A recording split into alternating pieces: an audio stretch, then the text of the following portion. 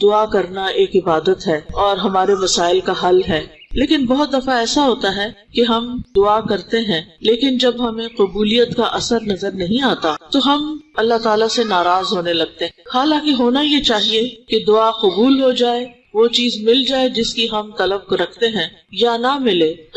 ہم اللہ سبحانہ تعالیٰ کے سامنے اپنا سر جھکا دیں، اپنا معاملہ اللہ تعالیٰ کے حوالے کر دیں اور دعا کے قبول نہ ہونے کی کوئی تعویل کر لیں، کوئی اپنے دل میں وجہ سوچ لیں، مثلاً یہ کہ کبھی جو چیز میں مانگ رہی ہوں اس کا نہ ملنا میرے حق میں زیادہ فائدے کی چیز ہے اور زیادہ مناسب ہے، کیونکہ کئی دفعہ ہمیں کوئی نعمت مل جاتی ہے تو ہم اس کی وجہ سے تکبر میں مبتلا ہو جاتے ہیں، ہمارے اندر اکڑ آ جاتی، ہم اپنے آپ کو کچھ سمجھنے لگتے ہیں، اور جب کوئی چیز نہیں ملتی اور ہم ٹوٹ جاتے ہیں تو ہمارے اندر وہ چیز عاجزی پیدا کر دیتی ہے۔ کبھی ایسا بھی ہوتا ہے کہ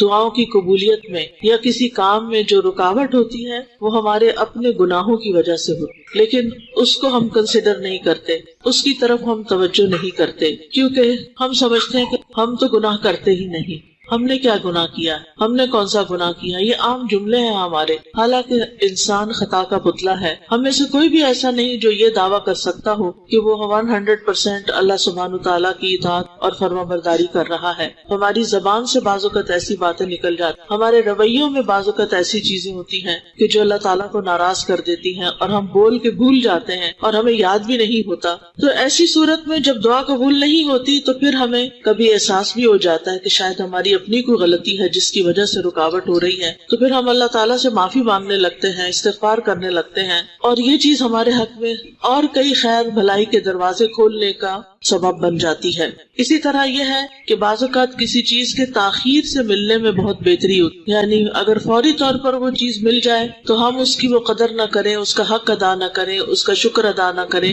اور اسی طرح کبھی دنیا کا مل جانا انسان کے لیے مصلحت کے خلاف ہوتا ہے، اور اگر کوئی بھی دل میں پازیٹیو تھنکنگ نہ رہے، کوئی بھی مثبت خیال نہ آئے، تو بھی اللہ سبحانہ تعالیٰ کے بارے میں ہمارے دل میں کسی قسم کا اعتراض نہیں آنا چاہیے، یعنی ہمیں اللہ سبحانہ تعالیٰ کے فیصلوں پر کوئی آبجیکشن نہیں ہونی چاہیے، بلکہ انسان یہ سوچے کہ میں نے تو جو دعا کی وہ بندگی کا ایک تقاضا تھا، بندہ ہونے کی حیثیت سے میرے اوپر لازم تھا کہ میں اللہ تعالیٰ سے کچھ مانگتا، کیونکہ دعا جو ہے وہ ایک عبادت بھی ہے۔ اگر اللہ سبحانہ تعالیٰ فضل فرما دیتا ہے، یعنی قبول کر لیتا ہے، تو پھر یہ اللہ کا فضل ہے، اور اگر وہ نہیں کرتا تو وہ مالک ہے جو چاہے کر سکتا ہے، یعنی اللہ سبحانہ تعالیٰ کا اپنا فیصلہ ہے اور اس کا فیصلہ ہم سب کے فیصلوں سے بہترین ہوتا ہے۔ عام طور پر دیکھا گیا ہے کہ ہماری زیادہ تر دعائیں جو ہیں وہ دنیا سے متعلق ہوتی ہیں، دنیا کے ساز و سامان سے متعلق اور دنیا کی زیادتی سے متعلق۔ ہم ہر چیز چاہتے ہیں کہ دنیا میں کوئی بھی جو عیش و عشرت کی چیز ہے وہ ہمیں مل جائے، لیکن اگر دیکھا جائے کہ وہ سب کچھ نہیں بھی ملتا جو ہم چاہتے ہیں تو اس میں بھی ہمارے لیے خیر ہی خیر ہے، کیونکہ جب انسان کو زیادہ دنیا مل جاتی ہے تو وہ اللہ تعالیٰ کو اور زیادہ بھول جاتا ہے، اور بعض اوقات وہ اللہ سبحانہ تعالیٰ کی ناراضگی کے کاموں میں ان کو استعمال کرنے لگتا ہے۔ تو اس لیے سمجھدار انسان کو چاہیے کہ وہ ہمیشہ اپنا تعلق اللہ تعالیٰ سے مضبوط رکھے، اللہ تعالیٰ کے حقوق ادا کرنے کی فکر کرتا رہے، اور اللہ تعالیٰ کے مدبر ہونے، اللہ تعالیٰ کی تدبیر اور اس کے انتظام پر راضی رہے، بظاہر اگرچہ اس میں ہمارے لیے ہارڈ شپ ہی کیوں نہ ہو۔ اور جب انسان اللہ تعالیٰ کی طرف متوجہ ہو تو اس میں انسان اپنی غلطیوں پر نظر رکھے، اللہ تعالیٰ کی رحمت پر نظر رکھے، اس کے فضل و کرم پر نظر رکھے، اور پھر یہ ہے کہ اگر انسان مناسب سمجھے تو دعا کبھی چھوڑے نہ، یعنی جس چیز میں وہ اپنے لیے خیر سمجھتا ہے وہ مانگتا رہے، کیونکہ اکثر ایسا ہوتا ہے کہ جب ہم مانگتے رہتے ہیں تو ہمارے درجات بلند ہوتے رہتے، کیونکہ دعا ایک عبادت ہے، اور جب ہم اس عبادت میں ہوتے ہیں تو ہم ایک نیکی کا کام کر رہے ہوتے ہیں۔ تو عام طور پر ہم بعض اوقات نیکی کے کام چھوڑ دیتے ہیں یا ان کی طرف توجہ نہیں دیتے، تو اس سے کیا نقصان ہوتا ہے کہ انسان نیکیوں میں پیچھے رہ جاتا ہے، لیکن جب انسان دعائیں مانگتا رہتا ہے تو اس کی نیکیوں کے اندر جو کمی کوتاہی ہوتی ہے وہ پوری ہو جاتی ہے۔ تو اس لیے عام زندگی ہو یا شادی کے بعد کی زندگی ہو، اچھی زندگی گزارنے کا پہلا اصول یہ ہے کہ انسان کا اللہ تعالیٰ کے ساتھ اپنا تعلق، اپنا رشتہ اپنا معاملہ بالکل درست ہو. کیونکہ خطبہ نکاح میں جو پہلا حکم ہے وہ کیا ہے؟ یا ایھا الذین آمنوا اتقوا اللہ حق تقاتہ ولا تموتن الا وانتم مسلمون. اے لوگوں جو ایمان لائے ہو، اللہ سے ڈرو جیسا اس سے ڈرنے کا حق ہے، اور تمہیں موت نہ آئے مگر اس حال میں کہ تم فرما بردار ہو، مسلم ہو. تو جب انسان اللہ سبحانہ تعالیٰ کا فرما بردار ہوتا ہے، اللہ تعالیٰ کے ساتھ اس کا تعلق مضبوط ہوتا ہے، اللہ تعالیٰ کا وہ تقوی اختیار کرتا ہے، تو اس کی زندگی کے معاملات خود ہی سنورنے لگتے. اللہ تعالیٰ فرماتے ہیں مَن یتق اللہ یجعل لہ مخرجا ویرزقہ من حیث لا یحتسب. جو اللہ کا تقوی اختیار کرتا ہے، اللہ سبحانہ تعالیٰ اس کے لیے مشکلات سے نکلنے کا رستہ بنا دیتے ہیں اور اس کو وہاں سے رزق عطا کرتے ہیں جہاں سے وہ سوچ بھی نہیں سکتا. ہم کہتے ہیں نا کہ ہماری زندگی کیسے خوشگوار ہو، ہماری زندگی کیسے خوبصورت ہو، اور اس کے لیے ہم سمجھتے ہیں کہ ہمارے پاس مال زیادہ ہو، ہمارا گھر بڑا ہو، ہماری گاڑی ہو، ہمارے پاس بہت سارے قسموں کے کپڑے ہوں برانڈز کے، اور پتہ نہیں کیا کیا، تو اس سے ہماری زندگی خوبصورت ہو جائے گی. یہ صرف دنیا کی زندگی کا ظاہری پہلو. بہت سے لوگوں کے پاس یہ چیزیں بہت بڑی مقدار میں بھی ہوتی ہیں، لیکن اس کے باوجود وہ خوشحال نہیں ہوتے،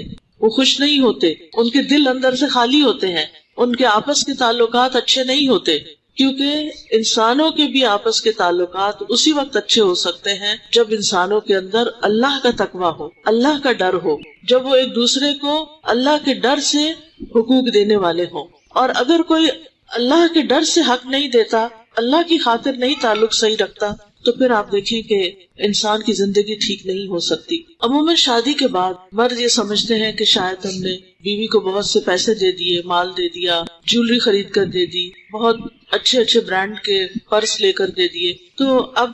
اسے اپنی زندگی خود خوشحال گزارنی چاہیے. ٹھیک ہے، یہ چیزیں خوشی کا باعث ہوتی ہیں اور شوہر کی بہت بڑی عنایت ہو سکتی ہیں، لیکن بیوی کو تحفظ چاہیے ہوتا ہے، بیوی کو توجہ چاہیے ہوتی ہے، بیوی کو حوصلہ افزائی چاہیے ہوتی ہے. اور یہ تین چیزیں وہی مرد دے گا جس کے اندر تقویٰ ہوگا، جس کے اندر اللہ کا ڈر ہوگا. آپ دیکھیں کہ تحفظ کس طرح، یعنی بیوی کو سیکیورٹی چاہیے ہوتی ہے اس بات کی کہ اس کا فیوچر اس گھر میں محفوظ ہے. عموماً یہ ہوتا ہے کہ چونکہ گھر والے پہلے سے ہی اکٹھے مل جل کے رہ رہے ہوتے ہیں، ایک دوسرے کی نفسیات کو سمجھ رہے ہوتے ہیں، ایک دوسرے کے حالات کو سمجھتے ہیں، لہٰذا وہ سب ایک دوسرے کو انڈرسٹینڈ کر رہے ہوتے ہیں. جو نئی لڑکی آتی ہے اس کو شوہر کی سپورٹ چاہیے ہوتی ہے اس گھر میں ایڈجسٹ ہونے کے لیے، لیکن بعض اوقات مرد حضرات وہ سپورٹ نہیں دیتے اور لڑکی بالکل اپنے آپ کو تنہا محسوس کرنے لگتی ہے. اور ایسی صورت میں وہ بالکل اپنے آپ کو تنہا محسوس کرنے لگتی ہے، تو پھر وہ جو انسیکیورٹی ہوتی ہے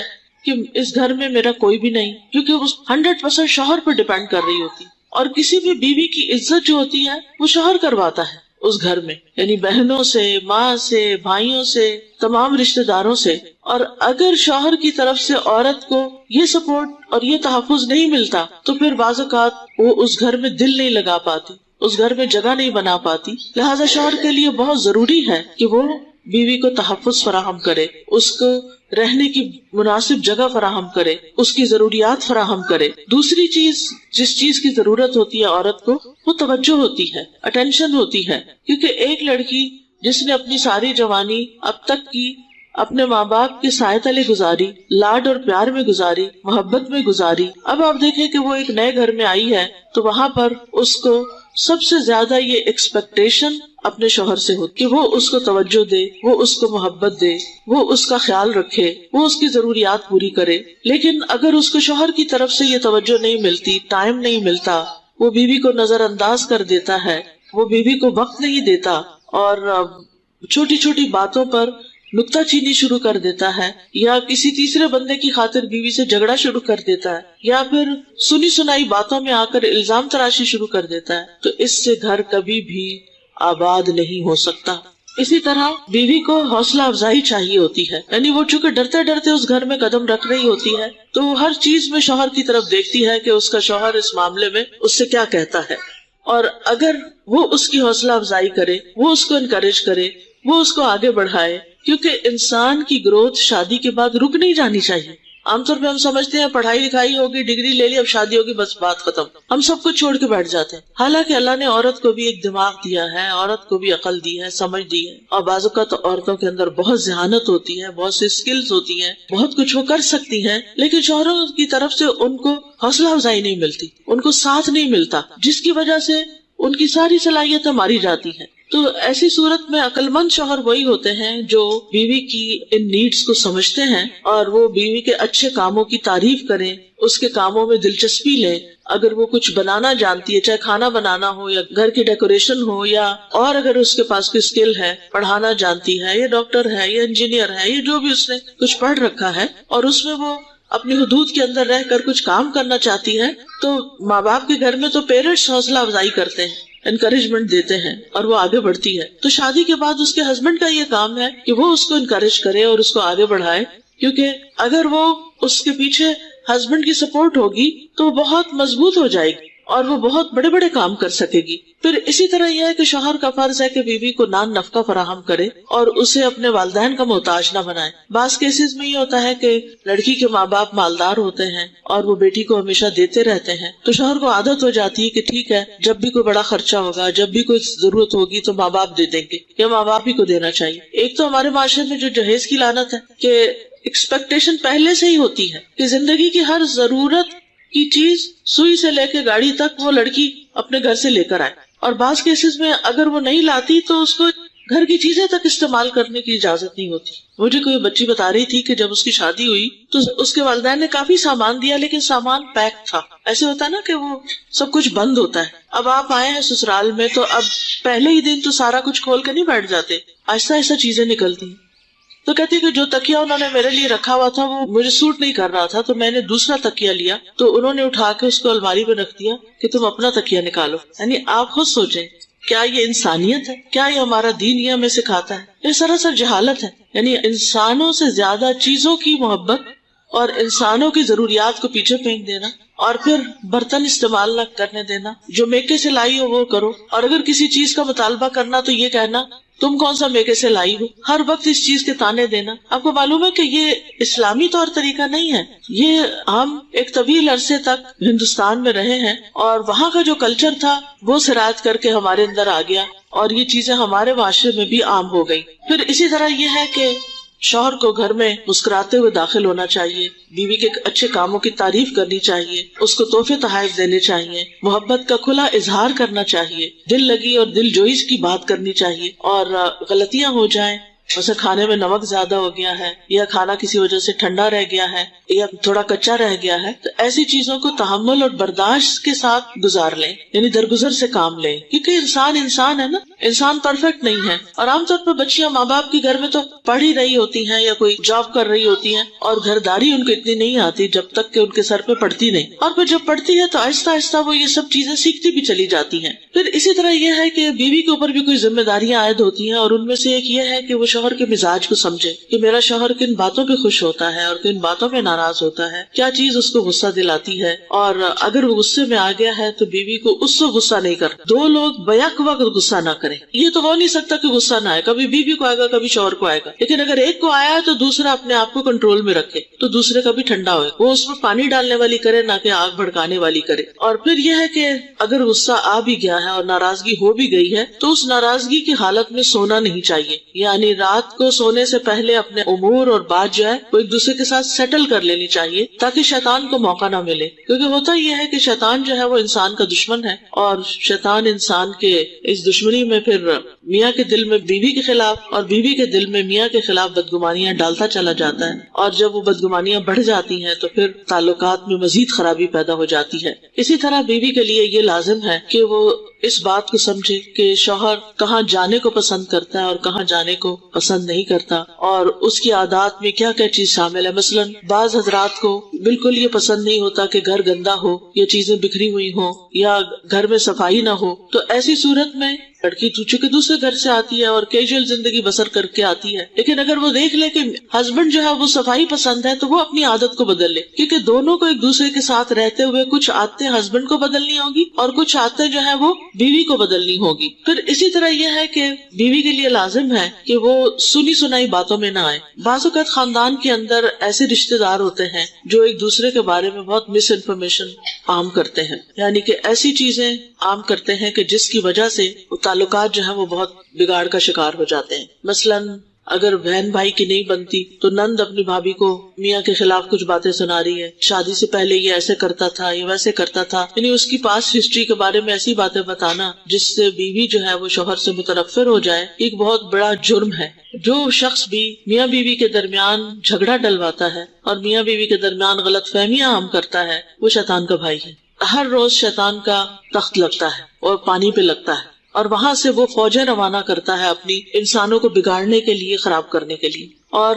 جب وہ واپس لوٹتا ہے اپنی رپورٹ لے کر اور آ کے بتاتے ہیں، کوئی کہتا ہے میں نے قتل کرا دیا، کوئی کہتا ہے میں نے چوری ڈاکہ ڈلوا دیا، کوئی شیطان کچھ کام بتاتا ہے، کوئی کچھ کام بتاتا ہے، تو اتنے میں ایک شیطان آ کے کہتا ہے کہ میں فلاں میاں بیوی کے پیچھے لگا رہا یہاں تک کہ ان کے درمیان جھگڑا کروا دیا، تو وہ اٹھ کے اس کو گلے لگاتا ہے اور اس کے سر پہ تاج پہناتا ہے اور وہ کہتا ہے تم نے ہی تو سب سے اچھا کام کیا۔ لہٰذا میاں بیوی کے درمیان جھگڑا ڈلوانا یہ ایک شیطانی کام ہے، اور اس میں بیوی کو شوہر کے خلاف باتیں نہیں سننی چاہیے اور سنی سنائی باتوں کو آگے نہیں بڑھانا چاہیے اور ان پہ یقین نہیں کر لینا چاہیے۔ پھر اسی طرح یہ ہے کہ شوہر کے رشتہ داروں کو اپنا رشتہ دار سمجھنا چاہیے۔ اب شادی سے پہلے تو صرف اپنے بہن بھائی ہوتے ہیں، لیکن شادی کے بعد اگر ہم چاہتے ہیں کہ شوہر کا دل جیتے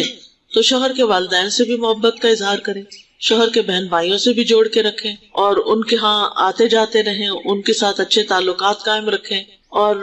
پھر یہ ہے کہ شوہر کی موجودگی میں اور لوگوں سے زیادہ شوہر کو توجہ دیں۔ یعنی بعض لوگ ایسے ہوتے ہیں کہ شوہر بیٹھا ہے، خاندان کے اور لوگ بھی بیٹھے ہیں، اب بیوی کبھی کسی کی تعریف کر رہی ہے، کبھی کسی کی، کبھی اپنے ابا کی، کبھی چچا کی، کبھی کسی کی، اور شوہر دیکھ رہا ہے کہ ایک دفعہ بھی اس نے شوہر کی تعریف نہیں کی، تو وہ انکانشیسلی اس کو کمپیئر کر رہا ہوتا ہے یا اپنی بیوی کی حرکت کو دیکھ رہا ہوتا ہے کہ میری بیوی مجھے کچھ نہیں سمجھتی۔ اور جب ایک دفعہ میاں کو یہ فیلنگ آ جاتی ہے نا کہ میری بیوی مجھے کچھ نہیں سمجھتی، تو پھر اس کے بعد کام خراب ہو جاتا ہے۔ تو اس لیے بیوی کو سب سے زیادہ امپورٹینس اپنے ہی شوہر کو دینی چاہیے۔ اور پھر یہ کہ جو اہم باتیں ہیں، جو ایکسپیکٹیشنز ہیں، وہ لکھ بھی لینی چاہیے۔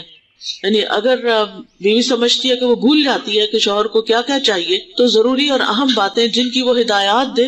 ان کو نوٹ کر لیا جائے۔ اسی طرح شوہر بھی گھر سے جاتے ہوئے بیوی نے اگر کچھ کام کرنے کو کہا ہے، کسی کے پاس جانے کو، کچھ خرید کے لانے کو، تو وہ بھی نوٹ کر لے۔ مجھے اپنے والد کی یہ بات اتنی اچھی لگتی تھی، حالانکہ وہ کافی ایجڈ ہو گئے تھے، لیکن اس کے باوجود باقاعدہ ہر روز گھر سے نکلنے سے پہلے والدہ جہاں بھی ہوتی، چاہے وہ کچن میں ہوتی، چاہے وہ کپڑے دھو رہی ہوتی یا کچھ بھی گھر کا کام کر رہی ہوتی، وہ ان کے پاس جا کے کھڑے ہوتے اور باقاعدہ پوچھتے کہ آج کیا پکے گا، آج آپ کو کیا ضرورت ہے، آج گھر میں کیا چاہیے، اور یہ سب کچھ ہمارے سامنے ہوتا تھا۔ اور ہم سمجھتے تھے سارے باپ ایسے ہی ہوتے کہ وہ جو گھر والوں کی ایسی ضروریات پوری کرتے، اور وہ باقاعدہ چھوٹی سی نوٹ بک ہوتی تھی، اس میں لکھ کے لے جاتے تھے، اور جب وہ اپنے کام سے شام کو فارغ ہوتے تھے وہ باقاعدہ چیزیں خریدتے اور خود اٹھا کے لاتے تھے۔ یعنی کچھ چیزیں تو نوکروں کے ہاتھ بھجوا دیتے تھے، لیکن کچھ چیزیں وہ خود خرید کے گھر لاتے تھے، اور اس سے ہمارے گھر میں کبھی، یعنی میں نے ویسے بھی اپنے والدین کے دوران جھگڑا تو دیکھا ہی نہیں کبھی کہ کبھی تو کار ہو یا کوئی ایک دوسرے کے ساتھ اونچی آواز میں بولے ہوں یا کوئی ناراضگی کا اظہار کیا ہو، نیور۔ تو یہ چھوٹی چھوٹی چیزیں ہوتی ہیں، اگر انسان سمجھ لے کہ جھگڑے شروع کہاں سے ہوتے ہیں تو ان کے حل ڈھونڈ لے۔ اگر ایک دفعہ بیوی کو پتہ چل جائے کہ شوہر کس بات پہ غصہ کرتا ہے تو نیکسٹ ٹائم اس چیز کو اوائڈ کرے، وہ کرنے ہی نہ دے۔ اسی طرح یہ ہے کہ شوہر کی جو ضرورت کی چیزیں ہوتی ہیں، یا اس کے کپڑے ہیں، یا اس کے جوتے ہیں، یا اس کی نوٹ بکس ہیں، یا کمپیوٹر ہے، یا باقی چیزیں ہیں، ان کو باقی لوگوں کو نہ چھیڑ چھاڑ کرنے دے۔ بعض اوقات بچے گھر میں آ جاتے ہیں، وہ چیزیں خراب کر دیتے ہیں، نند کے بچے آ گئے، کمرے میں گھس گئے، چیزیں خراب کر دی۔ اب شوہر گھر پہ نہیں ہے تو اس کے لیے تحفظ کون فراہم کرے گا اس کے مال اسباب کے لیے؟ قرآن مجید میں آتا ہے فالصالحات قانتات حافظات للغیب بما حفظ اللہ، نیک عورتیں صالح ہوتی ہیں اور شوہر کی اطاعت گزار ہوتی ہیں، اس کی غیر موجودگی میں گھر کی حفاظت کرنے والی ہوتی ہیں، گھر کے مال اسباب کی، گھر کے افراد کی، یعنی اگر شوہر ہے تو ظاہر ہے وہ کرے گا، لیکن اگر شوہر نہیں تو بیوی کی ذمہ داری بن جاتی ہے. اور پھر یہ کہ بیوی کو اس بات کا بھی خیال ہونا چاہیے کہ جو کام وہ کرے وہ مشورے سے کرے، یعنی خود سے ڈیسیژن لے کے خود ہی کچھ مثلا گھر کے اندر کوئی چینجز کرنی ہے، کوئی گھر کے اندر کام کروانا ہے، پلمبر کو بلانا ہے یا کسی اور مرد کو بلانا ہے، تو پہلے شوہر کو بتائے کہ میں چاہتی ہوں کہ یہ چیز خراب ہو گئی ہے، اس کو بلوا کے کام کروا لیا جائے. کیونکہ اگر بغیر اجازت عورت یہ کام کرتی ہے تو بعض اوقات کچھ مرد اس بات کو برداشت نہیں کرتے، غیرت کھا جاتے ہیں کہ ان کی بغیر موجودگی میں گھر میں کوئی مرد آیا ہی کیوں ہے، چاہے وہ کام سے ہی کیوں نہ آیا ہو. سب نہیں ایسے ہوتے، لیکن کچھ جو ہے وہ اس چیز کو بہت مائنڈ کرتے ہیں. پھر اسی طرح یہ ہے کہ اگر شوہر پر کوئی کاروبار کی پریشانی ہے یا جاب کی پریشانی ہے تو اس میں اس کو تسلی دینی چاہیے اور پورا تعاون ظاہر کرنا چاہیے، نہ کہ مزید مطالبے کر کے اور پریشانی کھڑی کر دے انسان. پھر اسی طرح یہ ہے کہ شوہر کے لیے دعائیں بھی کرنی چاہیے اور ہر چھوٹی بڑی بات میں جو غم ہے، دکھ ہے، پریشانی ہے، تکلیف ہے، ہر وقت شوہر کے آگے ہائے ہائے نہ کرے، کیونکہ دوسرا شخص بیزار ہو جاتا ہے. بعض عورتوں کی عادت ہوتی ہے کہ ٹھیک ہے شوہر کی طرف سے محبت ملی ہے، اب اپنے اگلے پچھلے سارے دکھ شوہر کو سنانے بیٹھ جاتی. یہ ایک غلط طریقہ ہوتا ہے، اس سے دوسرے کے اندر ایک تھکاوٹ اور بیزاری اور ایک پریشانی پیدا ہو جاتی ہے. کسی بھی محبت کے رشتے کے آگے بہت زیادہ اپنی پریشانیاں نہیں ظاہر کرنی چاہیے، کیونکہ پریشانیوں کا اظہار اللہ ہی کے سامنے ہونا چاہیے. انما اشکو بثی وحزنی الی اللہ واللہ بصیر بالعباد. اپنے دل کا غم فقط اللہ کے سامنے رکھیں اور باقی سب کے ساتھ اچھا نیک سلوک کریں، اور اگر اللہ تعالیٰ کی کہیں نافرمانی ہو رہی ہو تو اس وقت مخلوق کی اطاعت نہ کریں. تو انشاءاللہ زندگی جو ہے وہ مثالی زندگی گزرے گی اور اللہ سبحانہ وتعالیٰ بہت سی خوشحالی اور خوشگواری زندگی میں عطا کرے گا. اور ایک اور چیز یہ بھی بڑی اہم ہے کہ اپنی زندگیوں کو آسان کریں، یعنی زندگیوں میں آسانی پیدا کریں. عربوں کے ہاں ایک قول ہے کہ اعلیٰ ظرف کبھی پورا حساب نہیں کرتے، یعنی کچھ چیزوں کو بتاتے ہیں، کچھ چیزوں کو اگنور کر دیتے ہیں. اصل میں یہ قاعدہ ہے اور یہ نبی صلی اللہ علیہ وسلم کے اس طرز عمل سے ماخوذ ہے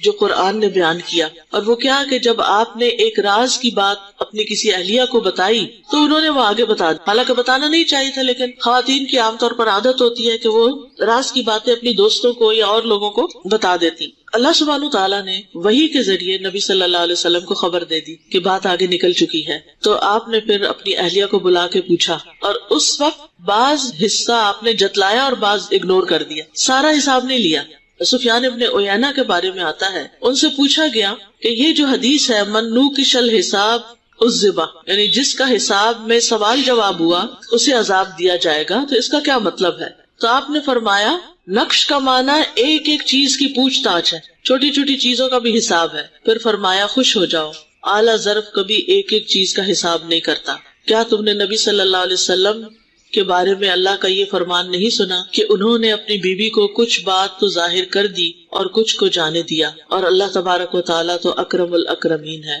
یعنی ان کا مطلب یہ تھا کہ کم ہی لوگ ایسے ہوں گے کہ جن کا حساب بڑا سخت ہوگا، ورنہ عمومی طور پر اللہ تعالیٰ رحمت کا معاملہ فرمائیں گے. اب دیکھیے کہ کسی سے پورا حساب کرنا، ایک ایک پائی کا حساب اور باریکی سے حساب، یہ دوسرے کو متنفر کر دیتا ہے. مثلاً آپ نے اپنے بچے کو کچھ پیسے دیے یا شوہر نے بیوی کو پیسے دیے اور اسے کہا تم خرچ کرو. جب وہ خرچ کر بیٹھی تو پھر اس سے لسٹیں منگوائے کہ یہ کتنے کا لیا، یہ کتنے کا لیا، اور یہ پیسہ کہاں گیا، یہ کس کو دیا. اور پھر آپ دیکھیں کہ کچھ چیزیں انسان کو یاد ہوتی ہے، کچھ یاد بھی نہیں ہوتی، اور ہر چیز انسان لکھ بھی نہیں سکتا، ہر عورت نہیں لکھ سکتی. اب جس گھر میں یہ حساب کتاب شروع ہو جائے میاں بیوی کے درمیان تو آپ سوچیں کہ پھر کیا بنے گا. اسی طرح شوہر بعض اوقات خاموشی سے اپنی والدہ کو کچھ دے دیتا ہے، اپنے بہن بھائیوں کو کچھ دے دیتا ہے، تو پھر وہاں پر کیا مشکل ہو جاتی ہے کہ بیوی شوہر سے حساب لینا شروع کر دے. اچھا آپ کہہ رہے تھے کہ میری تنخواہ اتنی ہے تو یہ اتنی تو آپ کے پاس ہے، باقی کا. تو اس طرح کی باتیں بھی نہیں کرنی چاہیے، کیونکہ اس سے آپس میں نفرت اور چپکرش پیدا ہو جاتی ہے.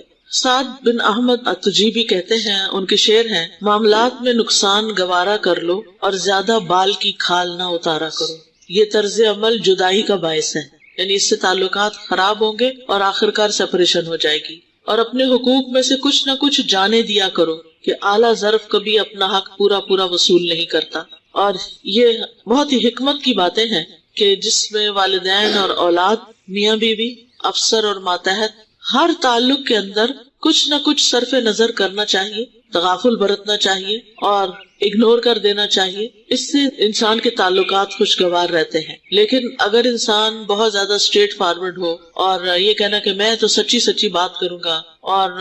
ہر بات کا پورا جواب اور حساب چاہیے، تو پھر اس سے جو آپس کی محبتیں ہیں وہ ختم ہو کر رہ جاتی ہیں. تو اللہ تعالیٰ سے دعا ہے کہ وہ ہمیں رشتوں کی قدر کرنا سکھائے اور